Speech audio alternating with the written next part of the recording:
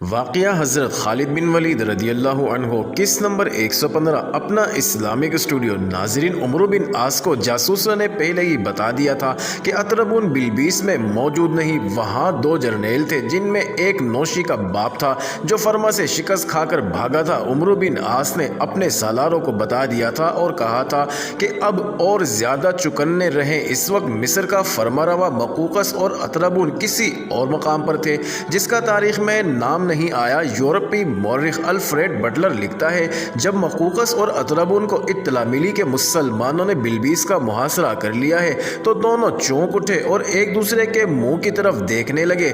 اس وقت اتفاق سے وہ اکٹھے بیٹھے اسی پلان پر باتیں کر رہے تھے جو انہوں نے مسلمانوں کو گھیر کر مارنے کے لیے تیار کیا تھا۔ یہ ایک تاریخی حقیقت ہے کہ دونوں کو توقع ہی نہیں تھی کہ مسلمان اتنی تیزی سے ایسا دشوار گزار اور لمبا راستہ طے کر لیں گے۔ ہم ابھی تیار نہیں، مقوقس نے کہا، ہمیں کوئی ایسی چال چلنی پڑے گی کہ یہ وقت حاصل کریں اور مسلمانوں کو بلبیس کے باہر ہی الجھائے رکھیں۔ ہم بالکل تیار ہیں، اطربون نے کہا، ہم اب یہ خطرہ مول نہیں لے سکتے کہ مسلمان بلبیس پر بھی قابض ہو جائیں۔ میں اب انہیں مزید مہلت دینے کے حق میں نہیں۔ عریش اور فرما کے بعد میں انہیں بلبیس کسی قیمت پر میں نہیں لینے دوں گا۔ مقوقس نے کہا، لیکن ٹھنڈے دماغ سے سوچو تو اسی نتیجے پر پہنچو گے کہ ہمیں کچھ وقت حاصل کرنا پڑے گا۔ تاریخ کے مطابق ان کے درمیان جتنی بھی گفتگو ہوئی اس میں یہ تاثر بڑا ہی واضح تھا کہ ان میں اختلاف رائے ہے اور دونوں میں سے کوئی بھی جھکنا نہیں چاہتا۔ مقوقس کی حیثیت اطربون سے اونچی تھی۔ مقوقس مصر کا فرما روا اور اطربون ایک جرنیل تھا۔ آخر مقوقس کی مانی گئی۔ اس نے یہ تجویز پیش کی کہ پادریوں کا ایک وفد مسلمانوں کے سپہ سالار کی طرف بھیجا جائے جو یہ مذاکرات کرے کہ مسلمان مصر سے نکل جائیں اور بتائیں کہ وہ کن شرائط پر مصر سے نکلیں گے۔ اطربون نے کہا، وہ اگر یہ شرط پیش کر بیٹھے کہ انہوں نے مصر کا جو علاقہ فتح کر لیا ہے وہ اپنی عملداری میں رکھیں گے اور اس سے آگے پیش قدمی نہیں کریں گے تو کیا ہم مان لیں گے؟ اطربون نے یہ بھی کہا کہ مسلمان یہ شرط بھی پیش کر سکتے ہیں کہ بلبیس انہیں دے دیا جائے۔ میں انہیں مصر کی ایک بالش زمین بھی نہیں دوں گا۔ مقوقس نے کہا، میں انہیں ایک چکر میں ڈالنا چاہتا ہوں، مجھے پادریوں کا وفد ان کے پاس بھیج لینے دو، تم فوج تیار کرو۔ اور اطربون، ان بدبخت قبطی عیسائیوں کو مت بھولو، میں ان کے اسقف اعظم بنیامین کو بھی اپنے جال میں لانے کی سوچ رہا ہوں۔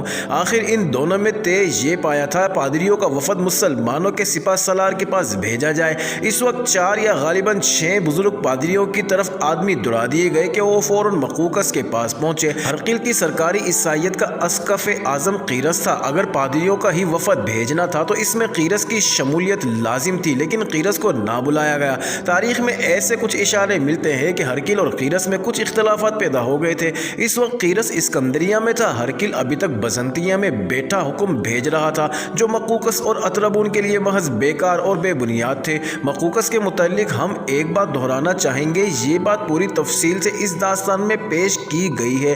بات یہ تھی کہ رسول اللہ صلی اللہ علیہ وسلم نے مقوقس کو قبول اسلام کے لیے ایک پیغام بھیجا تھا جو حضرت حاتب رضی اللہ عنہ لے کر گئے تھے۔ مقوقس نے اس پیغام کا جواب خلاف توقع نہایت احترام سے دیا تھا۔ اس نے حضرت حاتب رضی اللہ عنہ کے ساتھ جو باتیں کی تھی ان سے صاف پتہ چلتا تھا کہ وہ حضور صلی اللہ علیہ وسلم کی رسالت کو تسلیم کرتا ہے۔ اس نے پیشن گوئی کی تھی کہ حضور صلی اللہ علیہ وسلم کی زندگی کے بعد مسلمان مصر کے میدان پر قابض ہو جائیں گے۔ یہاں یہ واقعہ دہرانا بھی ضروری معلوم ہوتا ہے کہ مقوقس نے رسول اکرم صلی اللہ علیہ وسلم کے لیے دونوں خیز لڑکیاں تحفے کے طور پر بھیجی تھی۔ ان میں سے ایک حضرت ماریہ رضی اللہ تعالی عنہ حضور صلی اللہ علیہ وسلم کی ازواج مطہرات میں شامل ہوئی تھی۔ حضور صلی اللہ علیہ وسلم کبھی کبھی فرمایا کرتے تھے کہ قبطیوں کے ساتھ ہمیشہ اچھا سلوک روا رکھنا کیونکہ ان کے ساتھ تمہاری رشتہ داری بن گئی ہے۔ محاصرے کا 7واں 8واں روز تھا۔ سپہ سالار عمرو بن عاص کو اطلاع دی گئی کہ مصری پادریوں کا ایک وفد ان سے ملنے آیا ہے۔ عمرو بن عاص احترام سے وفد کا استقبال کیا۔ چونکہ یہ وفد مذہبی پیشواؤں کا تھا اس لیے مذہب کے حوالے سے بات کی اور امن و امان اور بنی نوع انسان سے محبت کرنے کے موضوع پر واز دے ڈالا۔ عمرو بن عاص نے یہ واز تحمل اور بردباری سے سنا اور کہا کہ ان کا اپنا مذہب یہی تعلیم دیتا ہے، لیکن وہ بتائیں کہ ان کے آنے کا مقصد کیا ہے۔ پادری نے وہ بات کہی جو مقوقس نے اسے بتائی تھی، یعنی یہ کہ مسلمان یہیں سے واپس اپنے ملک میں چلے جائیں اور اگر ان کی کوئی شرط ہے تو وہ بتائیں۔ میری اپنی کوئی ذاتی شرط نہیں، عمرو بن عاص نے کہا۔ کہا ہم اپنے مذہب کے اصولوں کے پابند ہیں، اس لیے میں وہ شرائط پیش کروں گا جو اسلام نے ہمیں بتائی ہیں۔ اسلامی اصول یہ ہے کہ میں آپ کو اور آپ کے حکمرانوں کو اسلام قبول کرنے کی دعوت دیتا ہوں۔ جتنے بھی لوگ اسلام قبول کر لیں گے ان میں اور ہم میں کوئی فرق نہیں رہے گا، وہ ہماری قوم کے افراد ہوں گے۔ اسلام نے بنی نوع انسان میں مساوات قائم رکھنے کا حکم دیا ہے۔ اسلام میں کوئی بادشاہ نہیں ہوتا اور لوگ رعایا نہیں کہلاتے۔ آپ کے جو لوگ اسلام قبول نہیں کریں گے ان پر کوئی جبر نہیں کیا جائے گا، لیکن ان سے ہم جزیہ وصول کریں گے۔ ان کے ساتھ بھی ہمارا سلوک اور رویہ ویسا ہی ہوگا جیسا مسلمانوں کے ساتھ ہوتا ہے۔ اسلام کو قبول نہ کرنے والوں کے بھی مال و اموال اور عزت و آبرو کی حفاظت کی ذمہ دار ہم ہوں گے اور ان کی تمام ضروریات ہم پوری کریں گے۔